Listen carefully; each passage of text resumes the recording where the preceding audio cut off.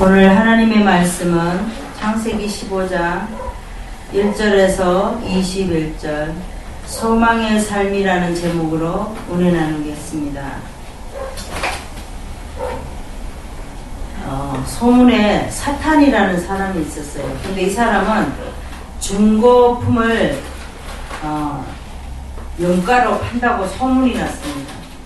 그래서 그 사단은 사람들을 많이 위협하고 또 속이고 골탕을 먹이고 비난하는 그런 방법으로 그렇게 돈을 벌었다고 합니다.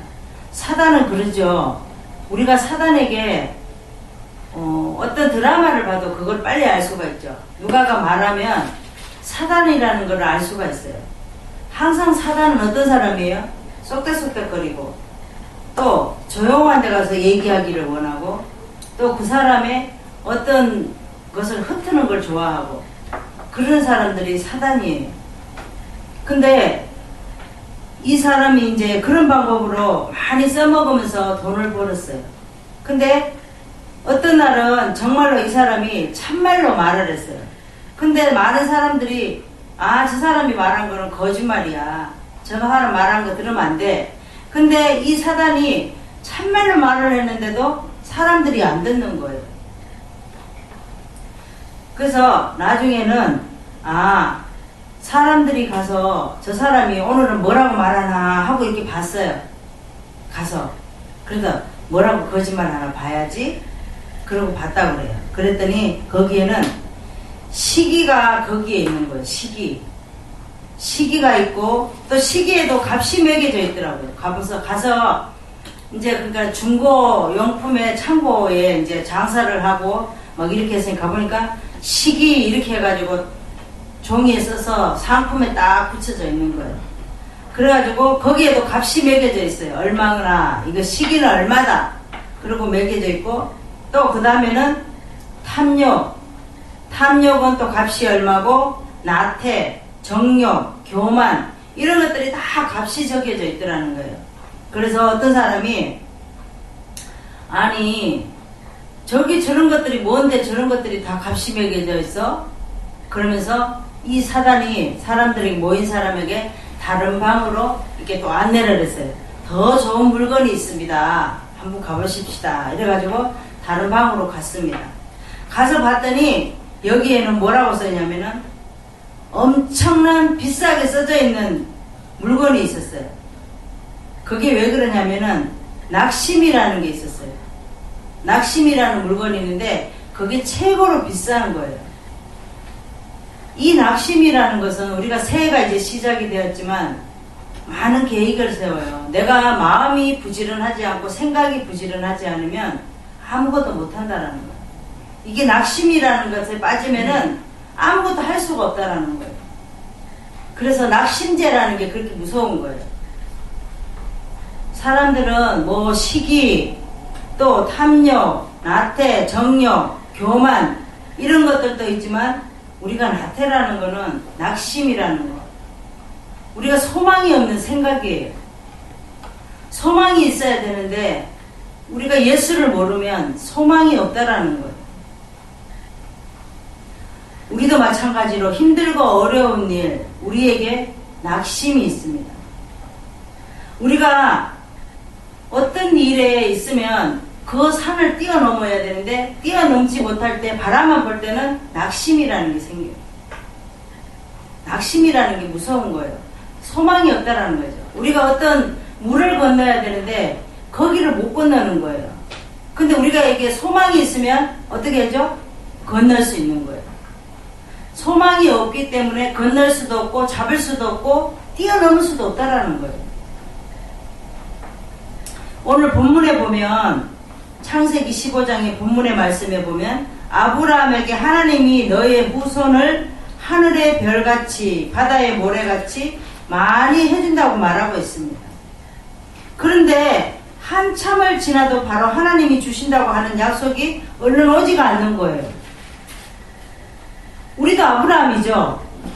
얼른 하나님이 주신다고 그랬는데 안 주면 어떻게 하죠? 낙심이 생기는 거예요.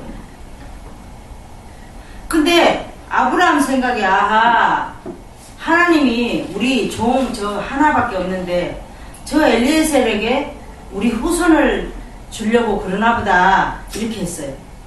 그랬더니 하나님이 뭐라 그래요? 바로 생각을 바꾸게 만드는 거예요. 너의 후사를 삼으라고 누가 그랬냐? 내가 분명히 너에게 네 몸에서 날 자가 너의 씨인데 아니다 라고 얘기하잖아요. 우리도 이렇게 생각할 때 많아요. 하나님이 분명히 우리에게 주신다고 너에게 이루어 주신다고 말씀을 하시는데 그때를 못 참으면 다른 걸 바라보게 된다는 거예요. 다른 생각을 하게 되는 거예요. 그게 뭐예요? 제일 첫 번째 보이는 걸 보는 거예요. 이 아브라함이 그랬다라는 거예요. 그래서 엘리에셀을 가지고 이 자가 나의 후사입니까? 이렇게 물었잖아요. 아니라고 말하죠. 내 몸에서 날 자가 네 후사다. 그러면서 너 한번 밖으로 나와봐라. 그러면서 하늘을 보라 그랬어요. 하늘에 보니까 별이 떠 있어요. 셀 수 없을 만큼 있는 거예요. 너의 후손이 이렇게 셀 수 없을 만큼 너의 후손을 주겠다라고 얘기하잖아요. 그러니까 아브라함의 생각에는 어땠을 것 같아요? 아니 나에게 당장 내 후사가 없는데 무슨 하늘의 별같이 내 후손들을 준다고 말씀을 하실까? 그랬을 것 같아요. 그죠? 근데 하나님은 너희 후손을 내가 많게 해준다고 말하면서 나에게 제사를 드려라 이렇게 말씀을 하십니다. 그 사이로 햇불이 지나가면서 하나님이 그렇게 하시겠다고 하는 것을 말씀을 하시는데 근데 바로 말씀하시기 전에 너희는 바로 너희 애굽 땅에서 400년 애굽 집에 넣어서 400년 동안 우리를 거기에서 살게 하시는 거예요.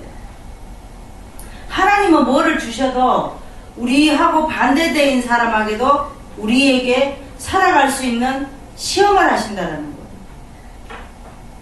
갈라디아서 3장 6절에 보면 아브라함이 하나님을 믿음에 이것을 그에게 의로 정하셨다 함과 같으니라 이렇게 말씀하고 있어요. 그 다음에 로마서 4장 18절에서 22절에 보면 아브라함이 바랄 수 없는 중에 바라고 믿었으니 이것을 저에게 의로 여기셨느니라 이렇게 말씀하고 있습니다. 그래요. 우리는 바랄 수 없는 중에 바라는 거예요. 하나님이 내가 묵묵히 이것을 하다 보면 하나님이 언젠가 주시겠지? 아멘. 이렇게 하나님은 그런 것들을 의로 봤다는 거예요. 아브라함은. 우리도 언젠가는 소망이 있는 삶을 살다 보면 하나님이 우리를 의로 여기신다는 거예요. 우리는 항상 어떠한 일이 일어나도 끝장이 난 것이 아니에요. 소망이 있으면 분명히 하나님께서 우리에게 밝은 빛을 주신다는 거예요. 아멘. 그러면 어떻게 소망이 있는 삶을 살아야 되냐? 첫 번째 말씀을 보겠습니다. 실망 가운데서도 그리스도를 주실 것이니까 소망의 삶을 살아야 될 줄 믿습니다.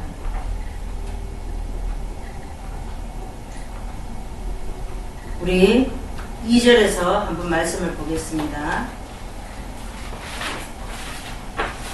1절부터 보겠습니다. 이후에 여호와의 말씀이 이후라는 것은 포로로 구출한 후에 이제 우리가 14장에 보면 롯이 있잖아요. 그쵸? 아브라함의 조카 롯이 있어요. 근데 소돔 사람에게 끌려갔습니다. 그래서 거기에서 구출해내잖아요. 이상 중에 아브라함에게 임하여 아브라함아 두려워 말라 나는 너의 방패고 너의 지극히 큰 상급이다라고 말합니다.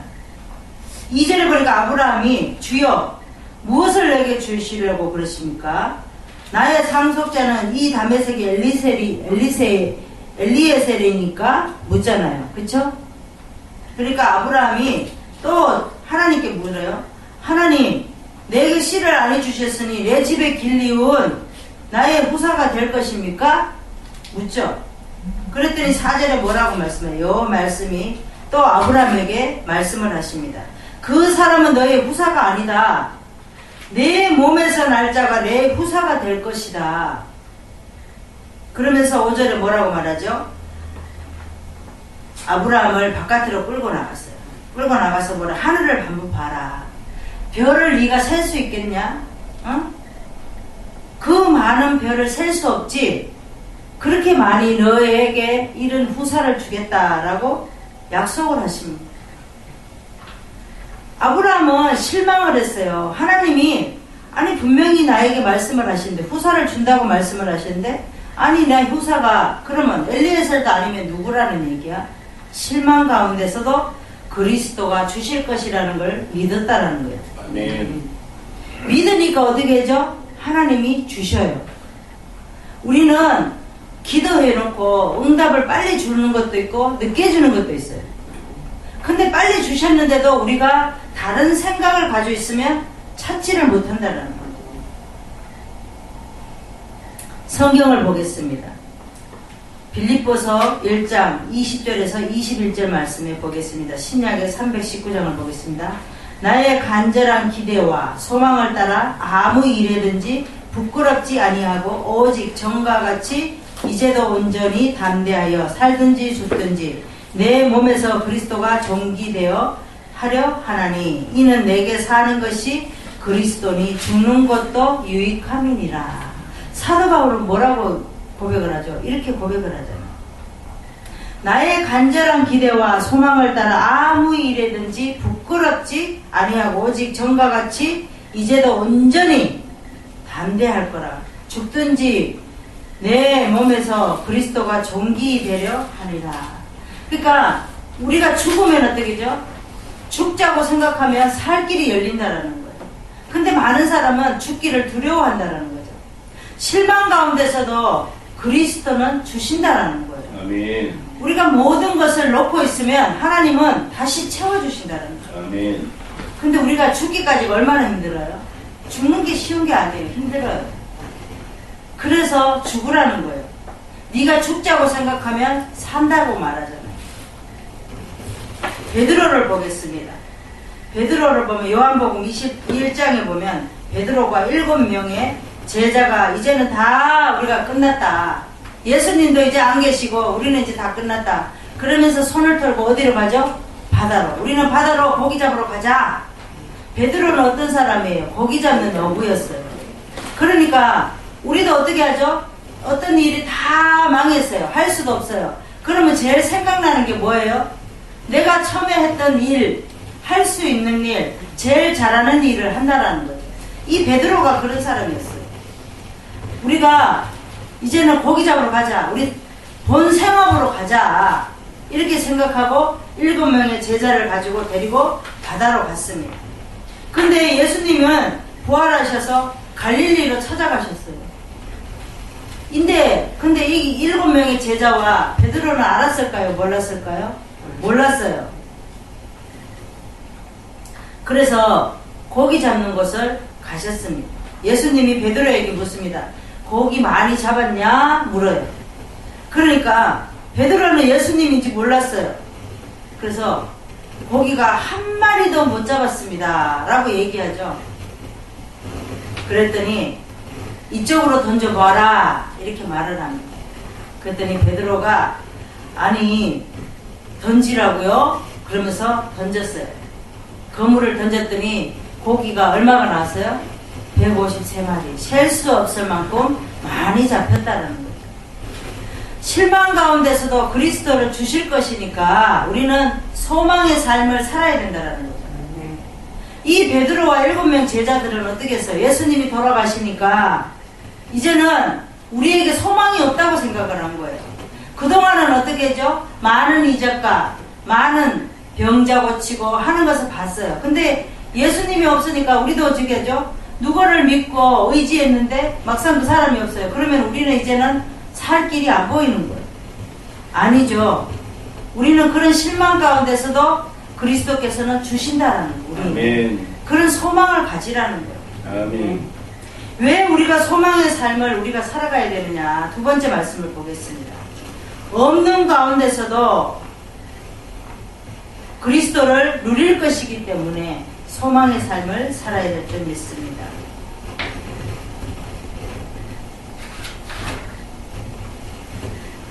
우리 6절에서 한번 볼까요? 7절에서 한번 봅시다. 7절에 보니까 하나님께서 이제 아브라함에게 땅을 약속을 하셔요. 나는 이 땅에 내게 주어 업을 삼게 하려고 너를 갈대아 우르에서 이끌어낸 여호와니라.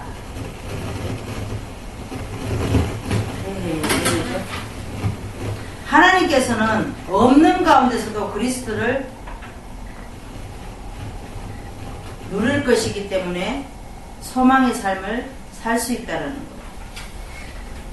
8절에 보겠습니다. 8절에 보니까 주 여호와의 내가 이 땅으로 업을 삼을 줄을 무엇으로 알리까 물었어요. 그러니까 하나님이 아브라함에게 언약을 하고 재물을 준비를 했어요. 그런데도 아브라함은 어떻게 하죠? 아니 이 땅으로 업을 삼을 줄을 무엇으로 알 수 있어요? 못 믿는 거죠. 아직 소망이 없는 거예요. 그랬더니 여호와께서 아브라함에게 말씀을 하셔요. 9절에 보니까 나를 위하여 3년 된 암소, 3년 된 암염소, 3년 된 수장, 산비둘기, 집비둘기 새끼를 취해서 아브라함이 그 모든 것을 취하여 그 중간을 쪼개고 그 쪼갠 것을 마주 대하여 놓고 그 새는 쪼개지 아니하였으며 솔개가 그 사체 위에 내릴 때에 아브라함이 쫓았더라. 그러니까 왜 아브라함이 쫓았어요? 이 솔개를 하나님 앞에 먼저 드려야 되기 때문에 쫓았다라는 거예요. 그러니까 없는 가운데서도 그리스도를 누릴 것이기 때문에 소망의 삶을 살아야 된다는 거죠. 우리가 있다고 해서 예수님이 있고 없고 하는 게 아니에요. 예수님은 항상 우리와 함께 있어요. 잘 때나 눈을 뜰 때나 걸어갈 때나 숨을 쉴 때나 항상 우리 주님께서 함께 하신다는 거예요. 아멘. 우리 9절에 보내니까 뭐라고 그러죠? 암염소 3년 된 거 다 3년 된 거라고 그래요. 3년 된 암염소, 3년 된 숭양, 산비둘기, 집비둘기. 그러니까 하나님 앞에 먼저 드려야 되기 때문에 아브라함이 솔개를 쫓았다 그랬어요. 우리도 먼저 하나님 앞에 먼저 드려야 되는데 누가가 그거를 먼저 가져가면 안 되겠죠.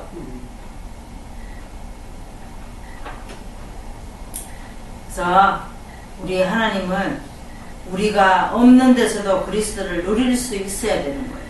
그게 바로 소망의 삶이라는 거예요.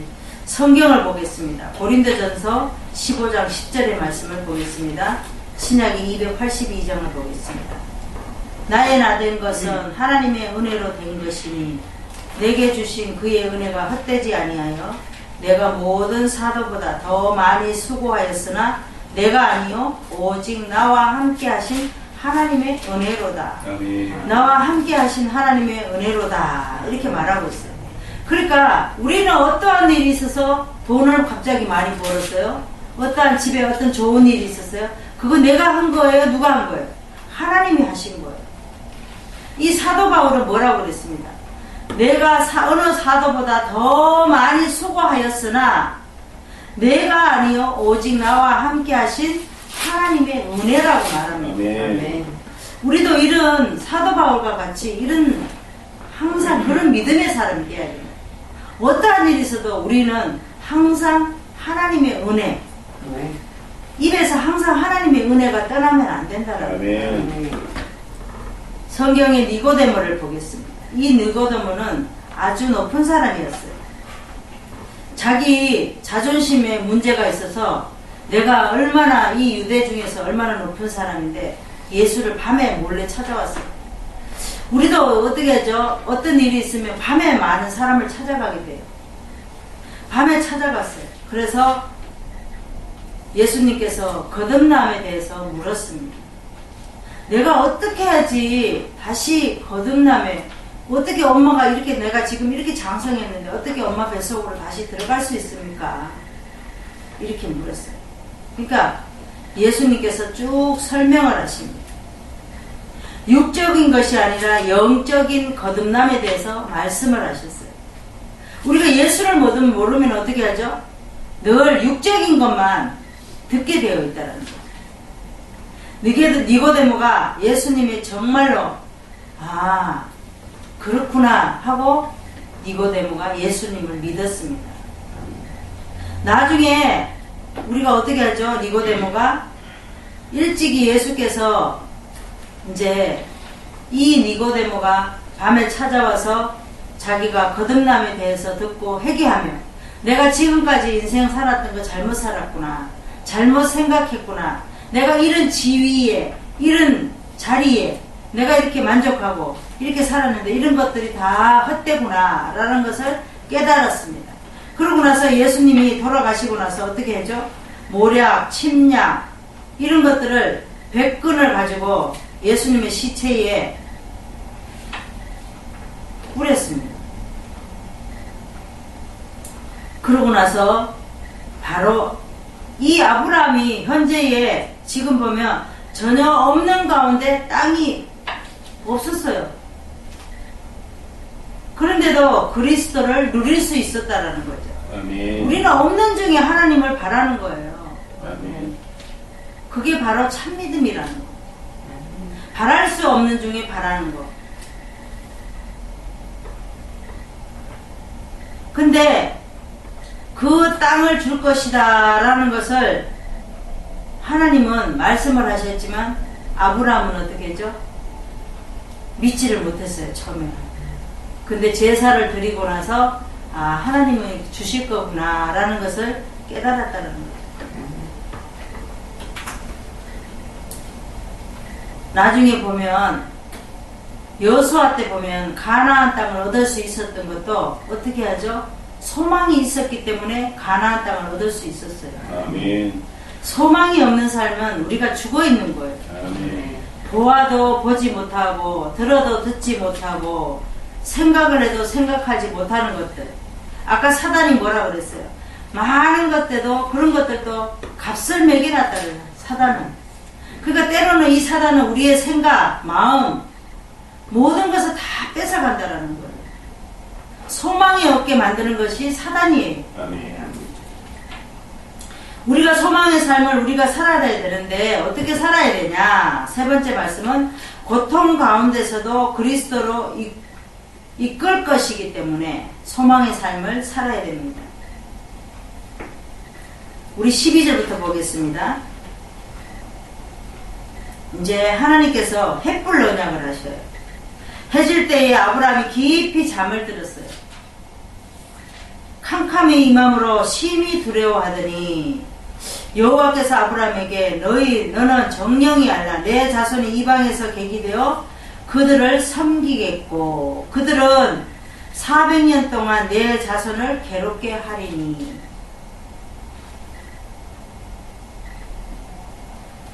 (14절에) 보니까 그 섬기는 나라를 내가 징치할지며 그 후에 내 자손이 큰 재물을 이끌고 나오리라.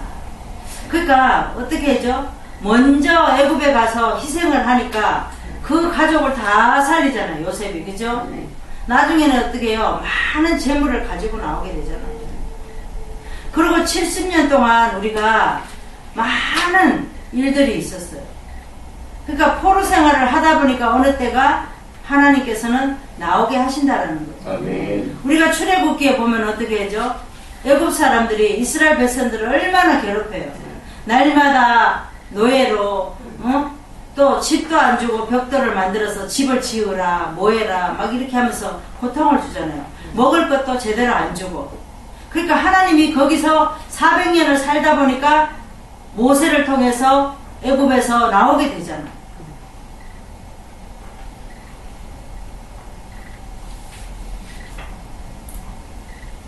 그 다음에 16절에 보니까 뭐라 그러죠? 내 자손은 4대 만에 이 땅으로 돌아오리라. 그러니까 여기에 일대는 100년을 치는 거예요. 그러니까 4대 만이니까 400년 만에 이제 애굽에서 나오게 되는 거죠. 17절에 보니까 해가 져서 어두울 때에 연기나는 풀무가 보이며 햇불 쪽엔 고기 사이로 지나가더라. 그러니까 하나님께서 임재하셔서 하나님께서 증인이 된 거예요. 그 다음에 18절에 보니까 그날은 햇불 언약을 체결할 때에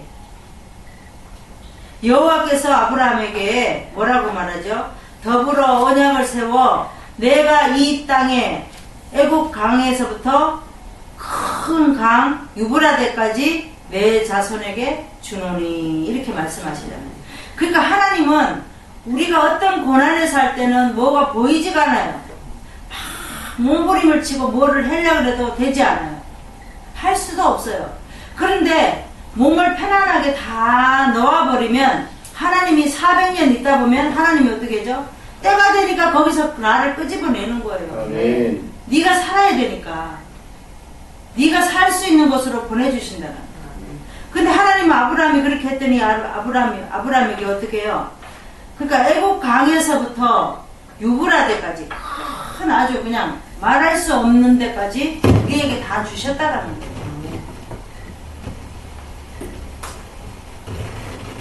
고통 가운데서도 그리스도로 이끌었기 때문에 우리는 소망의 삶을 살아야 될 줄 믿습니다. 아멘. 성경을 보겠습니다. 이사야 40장 10절에서 11절을 보겠습니다.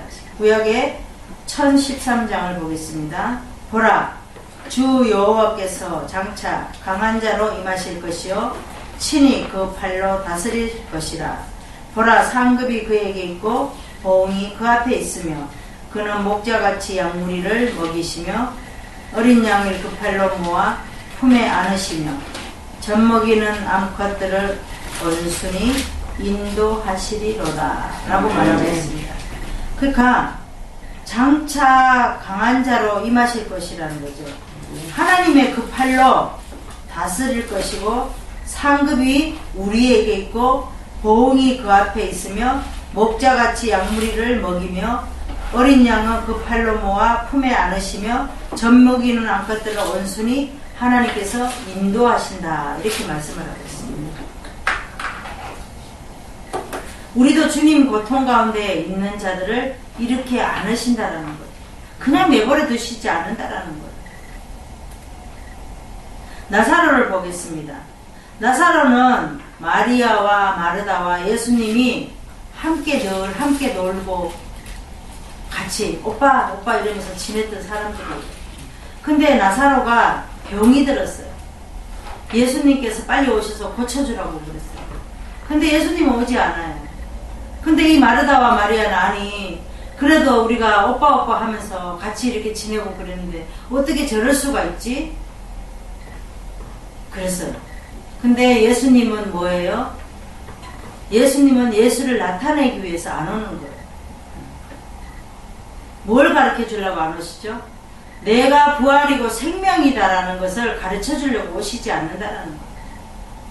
네가 그만큼 그 자리에서 고통 가운데서 어떻게 해줘? 있어 보라는 거예요. 그러면 내가 끄집어 주겠다.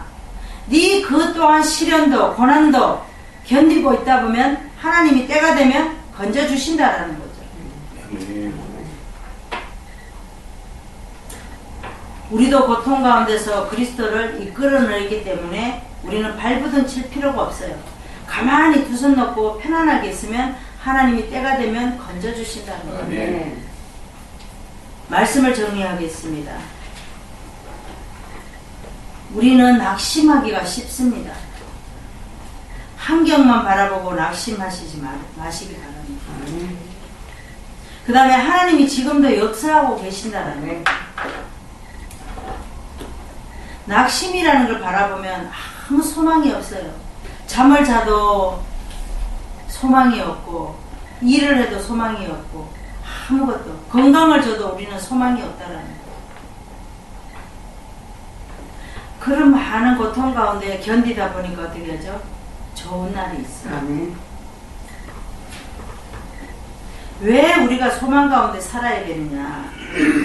실망 가운데서도 그리스도는 주실 것이기 때문에. 아멘. 우리가 많은 실망을 할 때가 많아요.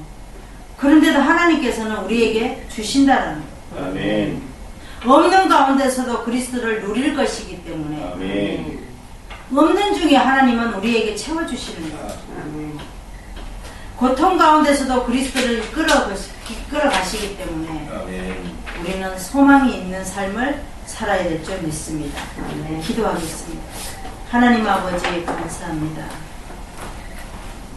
오늘도 거룩한 주일 우리가 소망의 삶을 살아갈 수 있도록 하나님께서 인도하심에 감사합니다. 아멘. 낙심이라는 것, 아버지, 우리가 얼마나 무서운 말인지 모릅니다. 낙심이라는 것은 소망이 없는 삶을 살아갈 때 낙심을 하고 삽니다. 우리가 모든 살아가는 삶 속에서 낙심이 되지 않게 하시고, 낙심이라는 이 두 글자가 아버지, 우리가 마음판에 새겨서 이런 삶을 살지 않도록 하나님 소망 가운데 사는 삶이 되기를 원합니다. 아멘. 우리가 때로는 지쳐서 넘어질지라도 하나님께서는 우리에게 귀한 축복의 말씀으로 주실 줄 믿습니다. 아멘. 네, 감사드리며 예수님 이름으로 기도드리옵나이다. 아멘.